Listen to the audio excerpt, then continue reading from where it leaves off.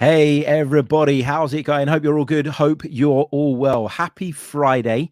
It's a Friday without a preview show, which is a bit weird. It's a little bit strange. Don't really know what to do with myself, given that there's no Arsenal to build up to. Plenty of football going on to keep us interested. Man City are in action, which is a game we'll be keeping a close eye on. Tottenham and Manchester United go head-to-head at the weekend as well. So I'm sure there'll be lots to talk about on Monday. But we're going to do something a little bit different. And I'm delighted to say that joining me on the podcast today is Arsenal commentator, the brilliant Max Jones. Welcome. Thank you very much. Yeah, appreciate the round of applause. Also, apologies to everyone. This is a reminder that I am a commentator. No, I only had one microphone in the house. So apologies for looking a bit weird, but that's how we have to do it, isn't it? Mate, it's brilliant. Those microphones are elite. I absolutely love them. Do you know what's great John about Watson, them? Isn't it? Yeah, really, John Watson. Yeah. But what I love about them is over the last, I don't know about you, but over the last, maybe year or so. So I've got two little kids and they both go to one goes to nursery, one goes to school.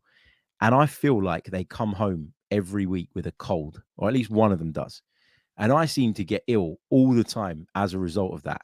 And what I love about those microphones is that they're very, you need to hold it close to your mouth. So if you need to have a cheeky little cough in a game, and you obviously don't want to sound like an idiot coughing on air, you can just hold it to one side. You can face the other way, clear your throat a little bit, and get straight back to it, and no one notices. It's perfect. Look, sneaky drink every now and again. There you go. You can't hear a thing. You can't hear him gulping. You can't hear none of it. It's brilliant. Max, good to have you on, mate. Really, really appreciate you giving up the time. Love your work. You're doing fantastic work over at the Arsenal. It's very kind of you to say. So are you. No, you're doing brilliantly, mate. Honestly, really, really enjoy listening to your commentary. And yeah, we've got quite a bit to get into, as we always do. No preview, as I say, but of course, it is the January transfer window, and that means there are going to be links. There are going to be rumors.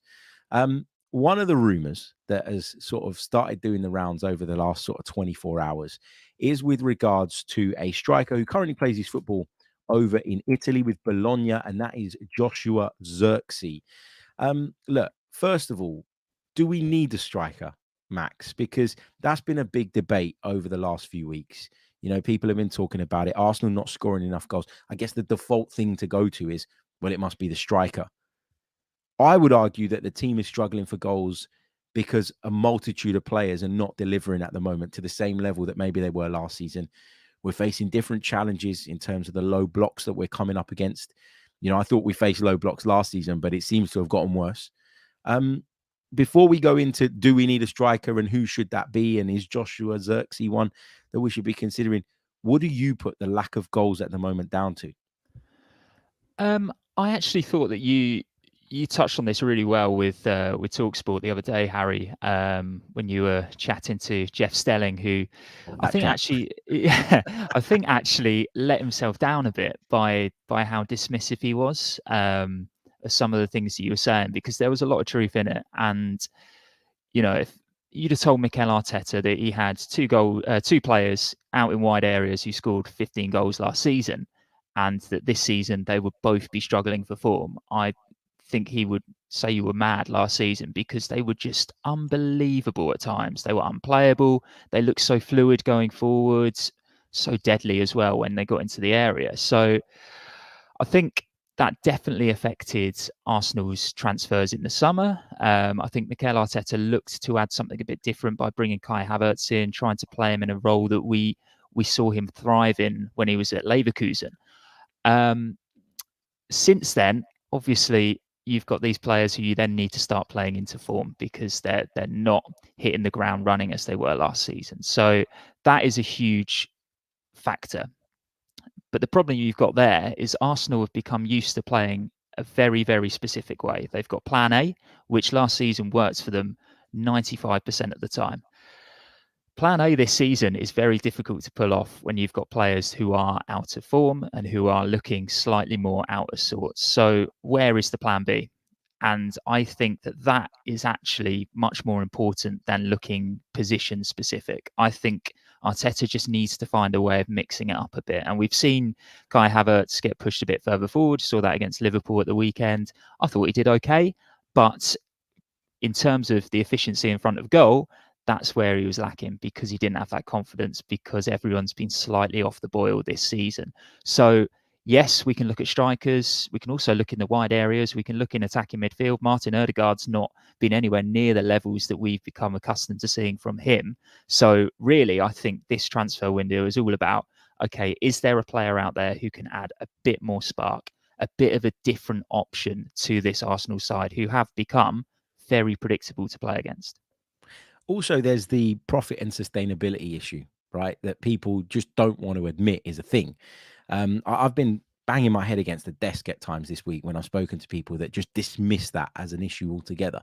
I mean, we heard Newcastle United, the wealthiest club probably in world football right now, come out yesterday and say, look, we're hamstrung by these profit and sustainability rules and we can't do big deals. They were linked yesterday morning with Dominic Solanke. And immediately, Eddie Howe comes out and says, look, I like Dominic Solanke. I signed him for Bournemouth, but we can't do a deal like that at this moment in time. The Premier League are, for me, really kind of stamping down on this and sort of making a point of this, because they've got an independent regulator breathing down their neck, which is what they don't want. They need to show that they are able to police their own league and sort of keep the house in order. Do you think that, you know, Arsenal are sailing close to the wind with this? I mean, we're going by reports, right? None of us know. You know, we've both done work for the football club, but none of us are in those conversations. I know people will say, oh, you must know something. No, we don't. We don't. But it makes sense, doesn't it? Because over the last few years, Arsenal have been spending in order to try and overhaul the squad and get us into a position that we're in today. But they haven't really been able to sell for too much money. And that has caught up with us, in my opinion. Yeah, I think you're right, and I think it's the whole getting rid of the rotten apples, isn't it? Really, that's cost Arsenal in the long run. Before I started my commentary journey with Arsenal 6 years ago, I was actually in the media team at the club as well. So I worked within the social media department. We had to deal with quite a lot of angry Arsenal fans, or as you can imagine, through the feeds. But a lot of it was understandable, right?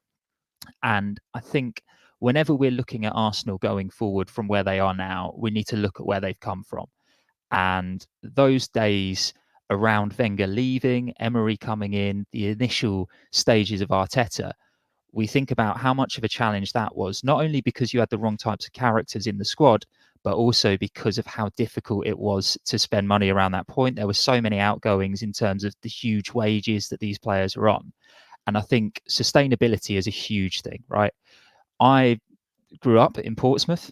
I've seen my local team go all the way down the leagues because of ridiculous levels of spending. Of course, completely different stories here, but you do always have to consider that. And given how Arsenal were a few years ago shopping for those loan to buy options with the likes of Cedric coming in, Pablo Mari, you know, these players who came in on a free, and with Cedric, very difficult to shift him at the moment. I know that he's been in a few squads recently, but let's be honest, I think he knows that his future is away from Arsenal.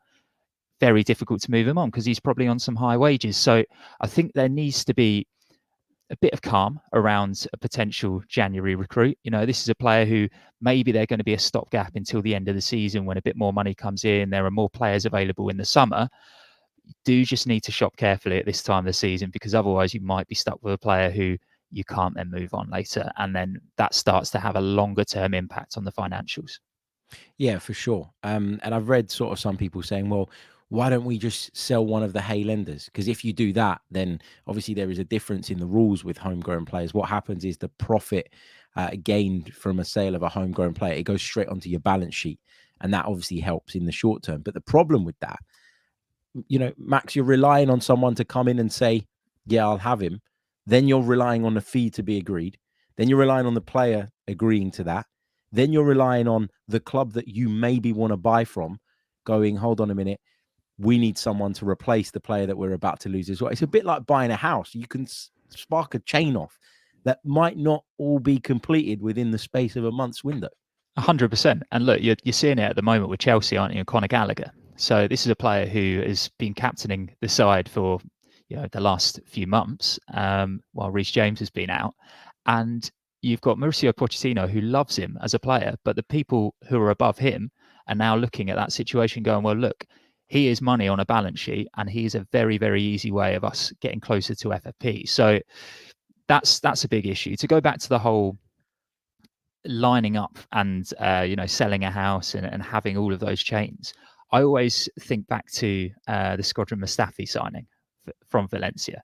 Valencia knew exactly how much money Arsenal had because Arsenal left it so late in that window. So then they just kept driving the price up. And I think the issue is if you start looking at a player, let's say Emile Smith-Rowe, who's homegrown, hasn't been able to get too many minutes, I think actually Arsenal have kind of driven his price down a bit by how little he's been on the pitch. I understand 100%. injuries and everything, but there have been opportunities where Arteta hasn't taken to rotate his side. And because of that, you've got a player who, would be worth a certain figure. And now, unfortunately, he's dropped in his valuation. And if he was to then get moved on, you're getting less money for him. But not only that, that is public or publicly known money that you're then getting. Whoever you're doing business with next is going to know exactly how much money you've got. They're going to start driving the price up again. So it's all of these chicken and egg situations, which makes me pleased that I'm not in charge of recruitment in the January or summer windows. Yeah, and I think almost like, on the one hand, you look at a January window and you say, Arsenal are in a bad bit of form at the moment. The January window provides an opportunity to do something that can maybe galvanize the group, that can help you, give you a bit of spark, give you a bit of refreshment at a time where you probably need it. But equally, I think if I were in charge of the team and I knew that there wasn't any scope to do any significant business, I'd probably not want us to be in the middle of the transfer window now, because the noise around bringing people in is obviously louder in the windows than it is at any other point in the year.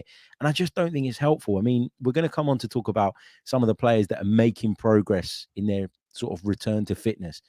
And I don't want to do the old Arsene Wenger thing, but given how little we've had Partey or Timber this season, when they do come in, it will kind of be like two additions to the side that we haven't had up until this point. And then I think you can start to take Kai Havertz out of the team sometimes, use him in different roles, and maybe you get more out of him because he's a player that there's been a lot of debate about this season. Maybe you can move Gabriel Jesus over to the right wing, where I thought he played really well against Man City, and that can give Bukayo Saka the breather he needs. Like, it just gives you options, and we just don't have many options at the moment, not because our squad is not deep enough, but because we've been riddled with injury problems throughout the course of the season. Look, we're going to take a really, really short pause, and then we're going to talk Joshua Zirkzee, the Bologna striker, is being linked with a move to Arsenal. Is it going to happen? Is he good enough? Those are a couple of things that we're going to get into right after this. Don't go anywhere. Okay, so Joshua Zirkzee, Bologna striker, just 22 years old, Dutch footballer, has been playing pretty well over in Italy's top flight this season. There is talk that Arsenal are a club that admire Joshua Zirkzee and that they might be interested in doing a deal for him. Maybe not now, but come the summer. I'm joined by Max Jones, of course, Arsenal commentator. Max, Joshua Zirkzee, when I say that name to you, does it mean anything? Is he a player that you've come across, or is it one of those classic, well, let's jump on the old Twitter compilations and see what we got here? Yeah, I think there's a bit of both. I have to admit, I haven't seen too much of him recently, but I was very aware of him when he was coming through at Bayern Munich. He was this really highly rated, rangy striker, should we call him? 6'4", I believe he is, but he's quick as well, isn't he? He's very mobile. So I think there were certainly a lot of high expectations when he started coming through their youth ranks. I think he spent some time at Feyenoord before moving to Germany. And yeah, there were a couple of loan spells that I think he had, and then a serious or fairly serious injury cut one of them short, if I remember correctly. And from then, it's been a case of just rebuilding. And I think at 22, having come back from a pretty extended period on the sidelines, it might be, I say might, it will be a huge gamble if Arsenal were to bring him in. I think he ticks all the boxes in terms of a young player who's promising, whose career hasn't particularly hit the heights that we're expecting it to when he first burst through. Look at Martin Odegaard, look where he is now. The issue I have with it is he's coming in and there's going to be a huge weight of responsibility on his shoulders. Is he best equipped to be this person who comes in and there's this instant demand for goals? I'm going to say no, because no young player should have to have that. Let him go about his business as he is at the moment. As I said, he is rebuilding, slowly getting back to the sort of player that we saw based on his goal tallies this season. I know you watch a lot more Serie A than I do, Harry, but yeah, I think it's fanciful at best that he could come in and be the saviour for this season. I totally agree with you. I'm a big fan of Joshua Zirkzee. I think he's done really well, as you say. He's coming through at Bayern Munich. There were really high hopes. It didn't really happen straight away. He's had to kind of go away and re-emerge somewhere, I guess, less fashionable. Bologna are having a brilliant season at the moment. They're only a point outside of the top four. So they're getting a lot of attention in Italy. And when you're one of their star players, as Joshua Zirkzee is, I think it's inevitable that you're going to be linked with some of Europe's big clubs. 19 appearances in the league so far this season, 7 goals and 2 assists. So 9 direct goal contributions in his 19 league games so far. He's got a goal in the Coppa Italia as well. So he's proven that he can score goals. But I think when I watch Joshua Zirkzee, I see a facilitator. He can score goals and he contributes goals, but I think he is someone whose biggest strength is the fact that he brings other people into the game and the fact that he can link up play. You look at his physical profile, as you mentioned, he's a big guy as well, which gives you the option of going that little bit more direct. And we've seen with Kai Havertz up front at times that we can do that, can't we? When we're playing a team that have a really aggressive press, like Liverpool, for example, we have that option and that ability with a bigger man up front to just go to the goalkeeper. Right, when you receive it, let's not always try and play through the press. I know that's our way and we'll do it as much as feasibly possible. But at times, we got to go that little bit longer and we got to go that little bit more direct. Let's bypass an area of their team, which is a strength. And Joshua Zirkzee would give you that. But I agree with you. At 22 years old, this is, for me, a really big risk and a really big gamble. Bologna are not silly. Bologna haven't been in a position like this for a long time, where lots and lots of clubs are looking at some of their star players. They will want to cash in. And when a Premier League club comes calling, you know that you're going to do the very best to make sure that you milk as much out of them as you possibly can. We are going to have to pay big money to get Joshua Zirkzee out of Bologna. And I agree with you. I'm encouraged by what I've seen of him. I think he's a good player. I enjoy watching him. But is he the one that's going to come in and change our fortunes? I don't think that is something that you can rely on. I talk about transfers always being a gamble to some degree, but this feels like too big a gamble for me.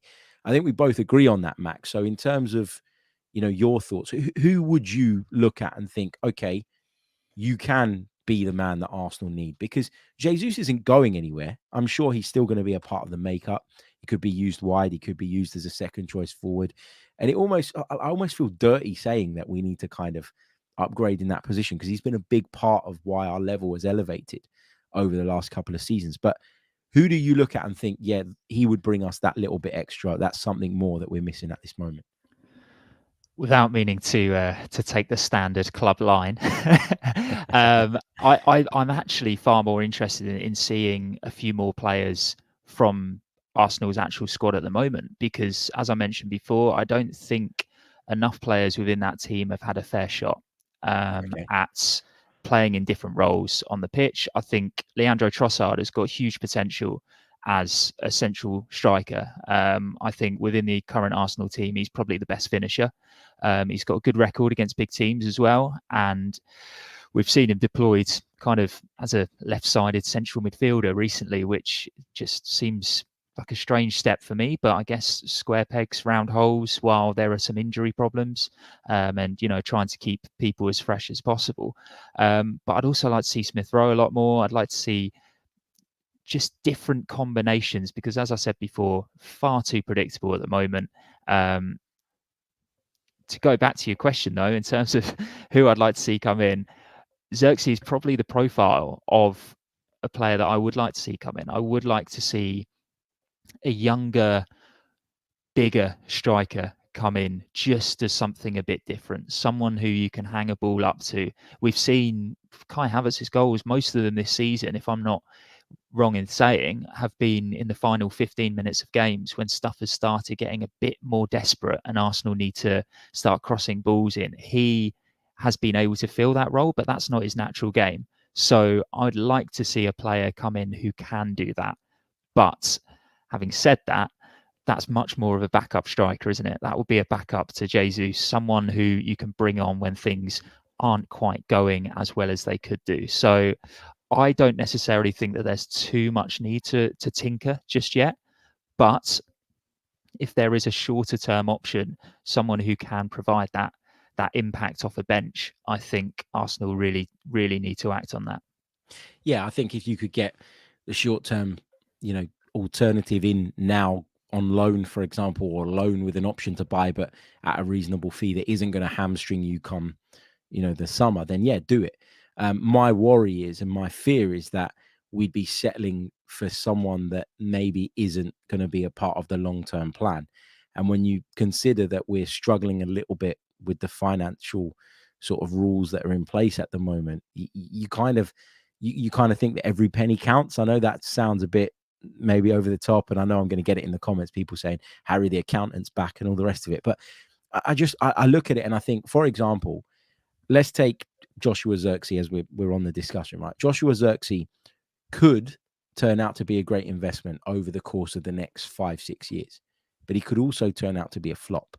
If you go and sign someone for 15-20 million and it doesn't work, then the impact of that is nowhere near as big and is nowhere near as significant. Therefore, if you decide quite quickly that you need to move on from them, you can. So I'm okay with a short-term deal that is low value or relatively low value. The problem is that you then look at some of these players that don't particularly inspire me. I mean, one that doesn't inspire me, and I know a lot of people would disagree with this, is Ivan Toney.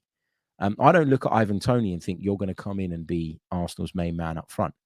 Would Ivan Toney move to Arsenal knowing that he's going to be a second choice player to Gabriel Jesus? Because that's where I'd put him. I mean, what is your take on Ivan Toney? Would he come in ahead of Jesus, and is he good enough?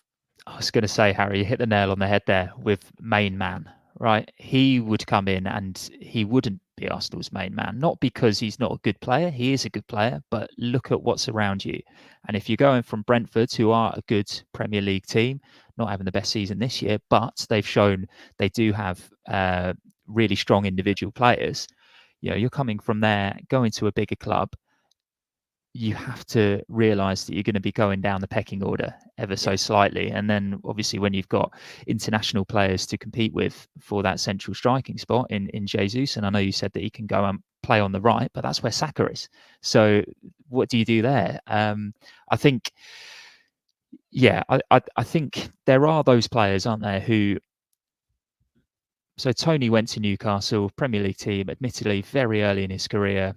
He's since gone away and he's been able to hone his game, work out exactly what works for him, and find himself a smaller pond for the bigger fish that he is. Dominic Solanke, same story. I'd be interested to see how a move went for Solanke now, because he has pretty much got an entire Bournemouth team built around his strengths. I don't think someone like Ivan Toney would be able to get that at an Arsenal, a Chelsea, a Manchester United, a Manchester City, certainly not Manchester City. So I understand why the link's there, because again, it goes back to the plan B. It goes back to something different. He's good with his feet as well. Perfect from the penalty spot. We know that, but also he's strong. He's physical. He's good in the air. I can't see it happening. That's got to be at least 80 million to even get that into a conversation with Brentford. So no. And also, look, the way that they've stuck with him throughout this whole gambling ban, there's no way that they would do all of that for him only to sell him at the next best opportunity. So I don't think that's realistic at all. And you'd like to think that he would want to repay Brentford as well for the fact that they stuck with him, and maybe help them at a time where they are really, really struggling. Again, look, just quickly to circle back on Toney, I don't have a problem with the idea of signing Ivan Toney per se. It's the cost that I have a problem with. Well, it's the realism, isn't it, Harry? Yeah. It's the realism. I think we can all get swept up in quite fanciful conversations around, oh, well, look, Arsenal are in the Champions League now. Arsenal are back to being at the top European table, as you would. But there is still a level of pragmatism that needs to come with every single signing. And if the money's too much, then they're not going to pay for that. And I think you have to look at it as the value on investment, right? Return on investment. If you're buying Ivan Toney now for 80 million, you would want 30 goals a season from him. It's just not achievable for him as a striker. So, yeah, I don't think that will. I'm trying to work out the best way of saying this without offending someone who might believe that it could happen. But look, you can continue to believe it would happen. It's not happening. It's not happening. Agreed. Agreed. Let's go over to the comments. We'll get a few of your comments. We're just going to quickly talk Jurrien Timber as well in a moment, and then we'll take a couple of your questions before we sign out. If you haven't done so already and you're watching us live, don't forget to leave a like on the video. It really, really does help with all that algorithm business. Also, subscribe to the channel if you haven't done so already. That helps. And if you're listening to us on audio, then please do leave us a review. That really helps too. Matt says, I can't forgive Max for reminding me that we signed Mustafi. Yeah, sorry about that one. But look, if if you want to look at the silver lining there, it's an indication, isn't it, of how far Arsenal have come. And if you're anything like me and you love to procrastinate or waste time and you do those Sporkle quizzes and it's the most popular 11 from each season, have a look at the last few years and the defences that we've had. To go from an Arsenal defence in 2020 to what it is now, I think the club deserves an immense amount of credit for turning around the fortunes there, because well, look, Matt's comment says it all there, doesn't it? Shkodran Mustafi, Arsenal legend. Just on the point about Jesus, Jid says Harry Jesus will not want to be a second choice player, either wide or up front. He didn't leave City for that. If we get a new first choice forward, he will want to leave soon. Well, there's a couple of points to this. So, first of all, I've got concerns about Jesus's ability to stay fit. Now, I'm really worried about this knee problem because, I know he was back in training yesterday and all the rest of it, which is obviously good news. But he had the initial injury. He underwent surgery. He returned. Then he had a problem during this season that was related to some scar tissue, from what I understand, that was a problem left over by the previous one on the same knee. And the minor issue that he suffered that kept him out of the Liverpool game at the weekend, again, was to do with the same knee, from what we know. So I am worried about the workload that we put on Gabriel Jesus. And if we are going to qualify for the Champions League again next season, there's going to be even more games because of the new format. So if Jesus was a part of a group of 6 players that rotated across 4 positions, I don't think he'd have a problem with that. I really don't. I think he's smart enough to know that, he needs those breathers here and there. And I think he's also mature enough to know that tactically we might need to change it up at times. And that's going to mean that he needs to step to one side. I don't see that as a problem, really. It's not like you're saying to him, you're never going to play any football. You're going to be a substitute sort of permanently. And that's that. Damien Kelly says, Harry, you said Arsenal never had any money to spend in the summer of 2021. If you can find a clip of me saying that, I will send you 50 quid, because I'd never said that Arsenal didn't have any money. I've said for maybe 2 or 3 seasons now that with Arsenal spending, which is great because it needed to happen, that there would always come a point, unless we started to sell, where we would hit a bit of a brick wall, where that spending would need to be controlled because of the damage that was done with bad signings in the past, paying people off to get them out of the club and all the rest of it. So if you can find me that clip, by all means, mate, you can send me your address and I'll send you 50 quid or your PayPal or whatever, because I definitely did not say that Arsenal have no money. Arsenal have money now. No one's saying that Arsenal don't have money. They're a very wealthy football club. They're just fighting against, obviously, the profit and sustainability rules. Max, let's talk just briefly about Jurrien Timber. Big signing in the summer, lots of expectation around him, lots of excitement around that. And then, of course, 45 minutes into the season, bang, his knee went. And we've been without him. How much of an impact will he have when he eventually returns? Because I know we're seeing videos of him on the grass, kicking the ball, all the rest of it. I still don't anticipate a return for a little while. But what will he bring to the team based on the little we've seen of him so far? Yeah, I think it's difficult to know what level of impact he'll have, but actually we can see the measurable impact that his absence has had. How many different players have been in the fullback areas for Arsenal this season? How many times has Arteta been called to chop and change to bring Tomiyasu back when he's not been fit enough, and then he goes missing for another couple of weeks? So, yeah, I think losing him that early in the season was a huge loss, especially after just how well he started pre-season. I did a couple of those pre-season games and he looked good. He looked aggressive. He looked smart. He looked incredibly technically gifted as well. So I think having someone who can step into midfield so that there isn't an over reliance on Zinchenko, because there certainly has been that in recent weeks. And again, other teams have cottoned onto that. They've blocked the way that Arsenal like to pass through him to get into those forward areas. I think having him back will be huge for Arsenal. But again, it's another one, isn't it? It's a long-term injury. You're going to have to get up to the speed of the game again. At that point of the season, there's going to be lots to play for. So how many minutes realistically is he going to be able to get? Is he going to be afforded the level of patience by Arsenal fans who saw someone come in straight away who looked like he was made to play in this team? Then he's been sidelined. Again, he's going to be a bit rusty. So in those first few games, is there going to be a bit of a changing of minds of him? I hope not. I really hope that people are patient with him still, and that he's able to get back to his best, because it's an incredibly talented young player that Arsenal have got. And not only that, by the way, he volunteered himself to come on the Breakdown Live the other week while he was at an Arsenal game, and I can't even remember who Arsenal were playing, but yeah, he went into the studio, did a Q&A with the fans who were there as well.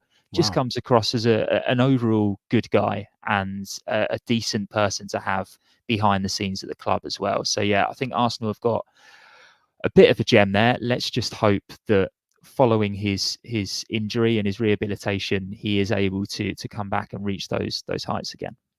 Yeah, and I'm sure he will. I'm not going to be looking at him as someone that I expect to have an impact this season. I think he's probably going to be back, if I'm guessing, around about March time. I think that's when he'll probably be ready to come into the fore when it comes to competing.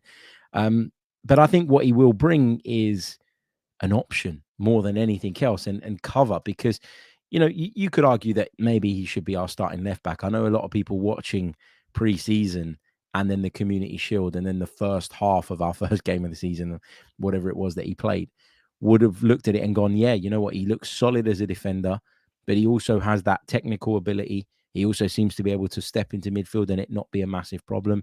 And I actually think that for all the criticisms Zinchenko's got recently for maybe not being solid enough defensively, when he doesn't play, we miss him. Like you saw it against Fulham. The creativity sometimes isn't only from the 2-8s or the wingers or whatever. Sometimes you need it to come from deeper. And I think without Partey as well, we've lost a bit of that sort of ability to break lines with our passing early and create those one-on-one situations that the wingers want, that the forwards need, etc. I think Timber coming in would make the world of difference. I mean, some people have talked a little bit this season about Ben White's performances. Have they been as good? We know he's been carrying an injury. Now, if you've got Jurrien Timber around, you can make that change without it having an impact on your team so much. You can cover left back, you can play him at centre back, and you can give Saliba a rest, or you could put Tomiyasu at centre back, or you could push White into centre back, or give Gabriel a rest. Or give For goodness Gabriel a sake, rest. some will remember Gabriel. He's played every minute for the last 2 seasons, hasn't he? It's unbelievable Apart from when he was apart from the dropped. early stages, yeah. But it's unbelievable. The over-reliance on that man's fitness is quite incredible. But I completely agree. You've got a player there who's versatile. That was the whole reason that Mikel wanted to bring him in. We have a player here who can play in multiple different positions. We know exactly what those, or how valuable those players can be. You see it at City with Guardiola and John Stones. Just a bit more patience, I think. A bit more patience with him. I completely agree with you, Harry. I think towards the end of this season, March, April, phased in slowly. Maybe get the full half of the second half against whoever it is, final game of the season, and then we're ready to go again in pre-season.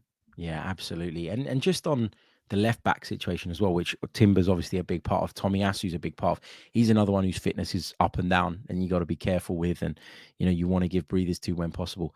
Jakub Kiwior, I think Jakub Kiwior as a centre back is fine, and I would like to see him get the opportunity to cover Gabriel at centre back without having to be pushed out into the left back role, which for me just doesn't work for him.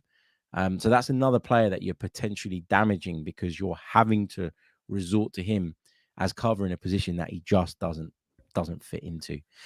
Go on. Yeah. I was just going to say he's been given a runaround, hasn't he, recently, especially against, was it Fulham on New Year's Eve? Looks a bit out of his depth in that wide area. So yeah, let's hope he can stay a lot more central going forward. Yeah, for sure. Guys, if you've got any questions, chuck them in the chat. We'll just do a couple more minutes. We'll take some of your questions. We mentioned Jurrien Timber. Looks like Thomas Partey could be fit sooner rather than later as well, which is a good thing. I mean, I don't know about you, Max, but I'm desperate to see that Partey, Rice, Odegaard midfield. Yeah, what it will do is it will put Rice into a role that he was playing at West Ham, and he was thriving in at West Ham. When Declan Rice came in to their senior team, he was hovering between defensive midfield and centre back. Lots of people still believed that his best position going forward was going to be England's next John Terry, right? He proved them all wrong. He's got so much more to his game than breaking up play and being in the right place at the right time. We know how much he loves running. He is superb at carrying the ball. When he gets it into his first few strides and just breezes past players, I think that's something that Arsenal have really lacked in their midfield this season, just a ball carrier. So with Thomas Partey there happily sitting back and covering and snuffing out the danger, playing a progressive pass through to Declan Rice and just let him carry the ball, let him have a few shots on goal. We know that he can hit them as well, and we know that he's good in those one-on-one situations. I think there was a European goal that he scored for West Ham, wasn't there, where he was just pretty much ran through from the halfway line and then slotted it into the bottom corner. So I'd love to see that side of his game coming out a lot more. And yeah, you're right, Thomas Partey's return will certainly encourage that. For sure. Right, we're going to take a really, really short break, and then we're going to just do 2 or 3 of your questions before we sign out. Don't go anywhere. You're listening to the Chronicles of a Gooner podcast. Okay, welcome back to the pod. I've been favoriting some of your questions as you've been chucking them in the chat throughout the program. Let's dive into them now. Afsar says, why can't we just get a couple of loans? I mean, I agree with the idea, but it's too simplistic to say that, is it not, Max? Like, you need someone to be willing to loan you someone. Like, it isn't just, let's just go and get a couple of loans. Yeah, and let's use the most recent example in my head, which is Timo Werner going to Spurs from Leipzig. There's a reason he's not playing there. He's not playing for Leipzig. The manager, Rosso, wants to do something a bit different with his side. So Werner is going to Tottenham, basically having played relatively few minutes. He's going to have to very quickly play himself into form at Spurs to be able to contribute something towards the end of the season. Then, of course, they've got an option to buy at the end of it. So I think what happens is people look at that short-term fix and they go, all right, well, if it pays off, then that's great. But I don't think that there are too many examples of something of one of those moves paying off. Henrik Larsson is always the other example that's used, isn't it? When Manchester United got him on loan. If you actually look at his record for goals and the minutes that he played, very few. But I think he just scored 2 very important goals in his time, which, fine, fair enough. He's made an impact. But yeah, to go back to your earlier point, who is there that's up for grabs? I'm sure the club will be looking at the loan avenues. I know that they've got a very specialist department set up to deal with player loan departures and player loan arrivals, but at the moment it's a bit of a barren market. Yeah, it is. And again, you need the circumstances to be right. Like, you need to scour the continent. You need to look at individual players and what their circumstances are at that moment in time. As Max mentioned, Timo Werner is someone that RB Leipzig see as dispensable. So if they can get his wages covered, for example, until the end of the season, and he can play himself into the shop window come the summer, then happy days for them. But it's got to be a player that you can afford to let go. And if you can afford to let the player go, and you're a smaller club or a lesser club competing on, a smaller scale, then are they the right fix for Arsenal? You got to think about that as well. If I'm a mid-table club in Italy and I'm going to loan a player out, why am I loaning that player out? And therefore, is he going to move the needle for Arsenal? Now, there are some cases where it just fits. You can find a player that is very specialist in his skill set, and that's what you're looking for. And hey, it works. I'm not being a snob, but you gotta look at the circumstances around you. Matt says, this is a good question. I like this one. If Timber is still a couple of months away from being ready to play, should Arsenal have released pictures of him in training because some fans think he's now fit? I mean, I think that they are right to keep people updated. I think at a time where there is so much noise about bringing new players in, it's a timely reminder of the fact that we do have a player that is still essentially a new signing, because he's only played, 45, 50 minutes of competitive football for the club. I think it's fine that they're doing that. I think it's on the fan to be mature enough and, it's to know that actually this is a long-term serious injury that he isn't going to recover from overnight. I mean, Max, do you agree? I mean, look, I've got the unique perspective of having worked in the social media team there, so I know what this is like when a player comes back. There's also the rush for.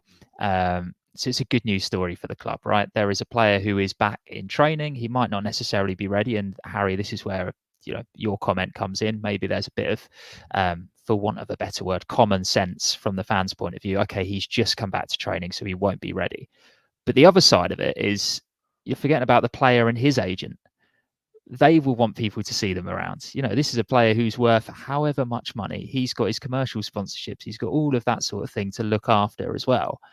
He's coming back to training. That's a huge news story for him. It's great progress. He can keep his own fans updated, but more importantly, it keeps him in the limelight as well. So I think that there are two sides of the story. I don't see a problem with it at all. I think it's good that everything is so transparent these days. In fact, there is one final thing which has probably impacted this, and that is the sheer number of journalists that would be asking questions about how his progress is going. And sure, this will only lead to more questions of when's he going to be ready, but at least they can point to the fact, look, you've seen pictures of him out running. That's where he is in his rehabilitation. Yeah, absolutely. It's a really good question, though. I like it because you will get people that do jump the gun, that do say, oh, well, look, he's back on a pitch, he's kicking a football, he's running around on the grass. That means he's going to be back imminently. But I think it's on us to have that common sense, to understand that the nature of that injury requires a long and careful recovery. And you know what? When you're out for that period of time, you can quite easily have a setback. You can quite easily pull a hamstring, pull a groin, because your body is still getting back into the kind of routine and getting used to it. I mean, it's not comparable to Jurrien Timber, obviously, because he's an elite level athlete and I'm not. But when I done my ACL and I had an operation, about 6 months later, I started to feel real pain in my knee again. And when I went to a physiotherapist, they said, it's not your knee, it's your hamstring, where you've been putting extra strain on it because of the recovery that you're going through. Your hamstring is tensed up and tightened up, and that's where the problem is. So we'll have to massage that out, etc., etc. So when you're on your way back from a problem, it can lead to other problems, and that's not something to be worried about necessarily. It's part of the journey, isn't it? It happens quite often in the opposite leg, doesn't it? If you're used to, putting so much pressure on one of your legs because you're on crutches, then naturally that leg's going to be more susceptible to injury when you've got two legs again because it's had to carry the strain. So, yeah, I think safety first, be extra cautious, but I don't see an issue with photos being out there. Yeah, me too. Me too. It made me feel good, and that's what we needed after a rotten couple of weeks. So, Yeah, you want to yeah, see him sunning himself in Dubai, don't you? of course. Well, Wish I was we've there. got bleak weather here in London. Yeah, exactly. While I've got 2 jumpers on and the heating on full blast.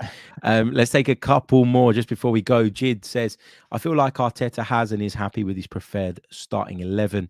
Taking into consideration his style of play, which position do you think he'd, I guess, next buy a starter for? I'll throw this one to you first, Max, because I need to think about this one. I got to be honest. It's a good question. Yeah, it's a very good question. I think, and this isn't necessarily because I think that this player needs to be replaced. I think this player is doing an excellent job, especially given what he's been asked to do in the last few years. But Ben White was signed as a centre back, and he's now been playing right back for the past few seasons. I don't think he is a natural fullback, even though at times he looks like he's been playing the position his whole life. I love seeing him work with Bukayo Saka on that right-hand side. The two of them have kind of struggled to find the connection that they had last season this time around. But I think, yeah, if you're looking at how Arteta can maybe take or level up this side, I think probably that right back role is where he's going to be looking to improve, especially when you look at how he wants Zinchenko to play on the left. Ben White's never been that type of player on the right. So would they bring in a more natural wide player to go there who can bomb on and offer something a bit different on the right hand side, or would they look to go for a more symmetrical approach with someone who can tuck in? I don't know, but all I know is that neither of those naturally suit Ben White's game. Yeah, I agree with that. The fullback position is one that I think we could do with. I'm not saying I love Ben White at right back. I think he's really good. I like Zinchenko at left back when he's doing his thing in the way that he wants to. I like Tomiyasu at fullback.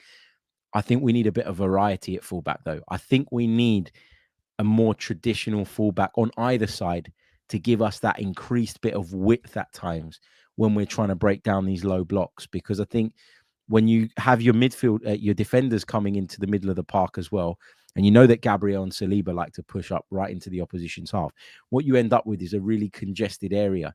Then you've got 2 wingers that are both playing on their wrong sides, meaning they always want to cut in, and there is no natural width there.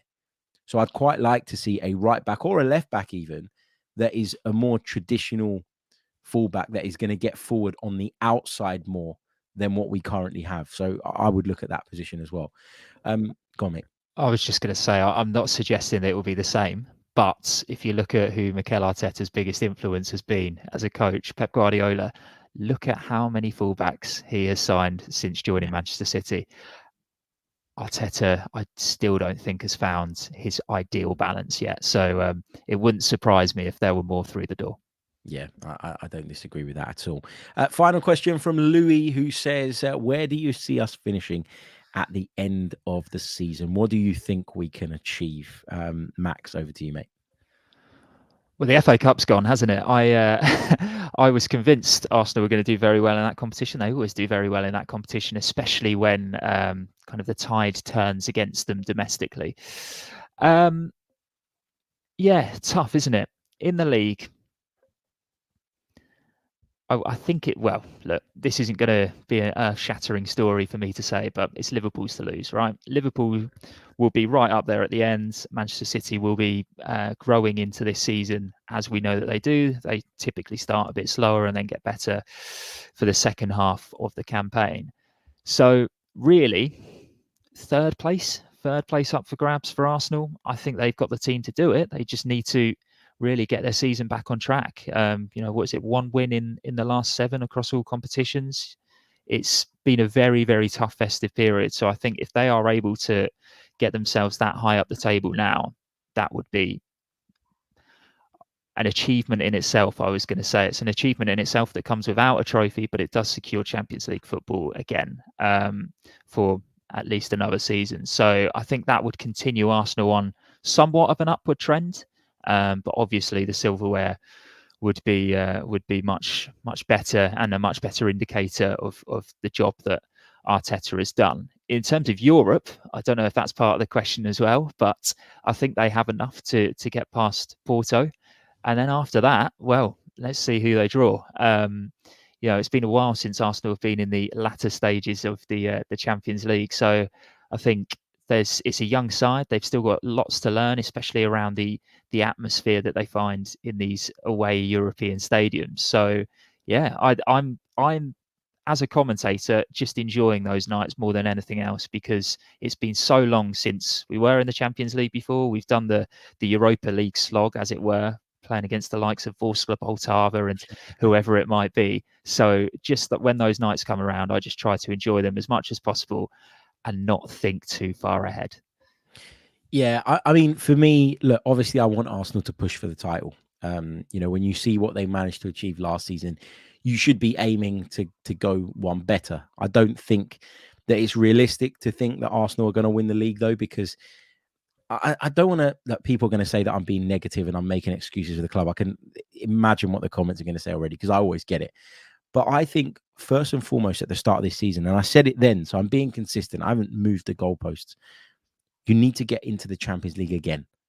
You need to be in the Champions League year after year after year. It can't be we've been out of it for 7 years or whatever it was. You jump back into it, and then at the first opportunity, you miss out again, and you're back to square one. The sign of progress would be Arsenal consolidating themselves as a Champions League side again over the course of a number of seasons. Stability and consistency. Yeah, 100%. That's what you need first and foremost. If you want to compete with Man City, you need to spend more money. And if you want to spend more money, you need to make more money. And if you're going to make more money, you need to be in the Champions League. You need to be in the most lucrative competitions. People will say Arteta spent loads and all the rest of it, and he has. But look at where he was picking up the squad from. Look at the overhaul that was needed. I mean, Pep Guardiola's been at City for, 7 years now? Something like that. 6, 7 years. And, they've won the league 3 out of the last 4 seasons. They're a side that are just relentless. And for you to be able to get on top of them, you need to be consistently strong over a period of time. And sometimes progress is not always linear. It doesn't always go like that. Sometimes you're going to get to a point, you're going to stagnate for a bit, and then the rise comes a little bit later on, or when something changes, when the tide turns. Maybe Man City drop off. Maybe Pep Guardiola leaves. Maybe Liverpool drop off. Last season, Liverpool weren't a contender, but they are now. So I'd argue it's even harder this year to win the Premier League than it was last time around. So people that are saying if he doesn't win it this year, we've regressed, I think you're being a bit unfair. And I think that, we just got to keep going, keep plugging along. We're in the race. We're only 5 points off. We've got Liverpool to come at the Emirates in February, win that, and you're 2 points off the top. So, there's lots to be optimistic about still. Yeah, and I always come back to, there was that great press conference that Giannis, the basketball player, did when he was asked whether his season was a failure because they didn't win anything. And he went straight back and he gave this whole speech about, well, look, if you don't get a promotion every year in your job, is that a failure? It's not. You've held on to your job. You're still providing. You're still growing in some capacity, and you're working towards something. And that's what these players are doing. They're working towards being a better team than they were last season. Okay, look, they're going to slip up. They're going to make mistakes. They've made those mistakes this year. They've been made to pay for those mistakes this year. But they'll learn, and they'll learn together. They're still young, as we keep saying, and it's just about Mikel Arteta growing as a manager as well. He took over at the end of 2019. We're only in 2024. This is his first managerial job. He is going to have to find out things the hard way. And I understand that there's always going to be that level of pressure of being a manager of a big club like Arsenal, but I still think patience is key. And I've been saying that word quite a few times, but it was all roses, wasn't it, last season? Everything was going well. Everyone was drinking from the Arteta Cup. But I think now is where the team kind of needs this Arsenal support more than any, because it's just about getting back on track again. It's about getting back on track, finding the perfect formula of what went so well last season, adding in a plan B to recap what I've been saying throughout the whole thing, and a different way of playing, integrating the squad players who maybe haven't had as many minutes, mixing things up, trying different things. and hopefully finishing as high up as possible. We'd love that to be first. But again, pragmatism, realism, it's Liverpool's to lose. Yeah, and I think you need to, as a fan, you need to enjoy the ride, man. Like people just last season we didn't win it, and when it all fell apart, it was heartbreaking.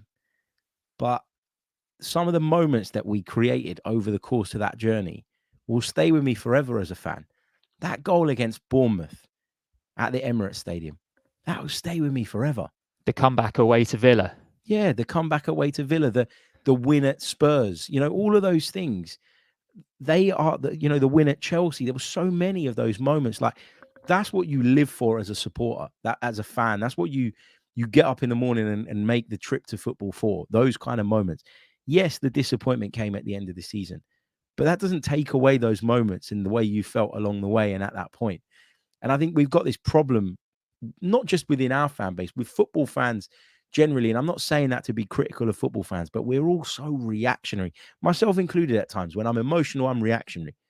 You know, we get too bogged down on certain details and maybe we forget to enjoy the ride along the way. And ultimately, that's what we're in football for, right? We're in it because we enjoy it and we love it. Nobody has a divide right to win anything. And that's how it goes. It's the best game in the world. Let's not take it too seriously. Yeah. That's it. Exactly that. Max, thank you so much. I appreciate your time because I know we've overrun as well.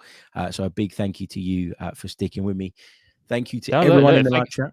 Go on. Sorry, I was just going to say, Harry, thank you, for having me on, and also thanks for the questions as well. They were very good, very nice broad range of topics as well to get talking about. So appreciate you welcoming me on with open arms.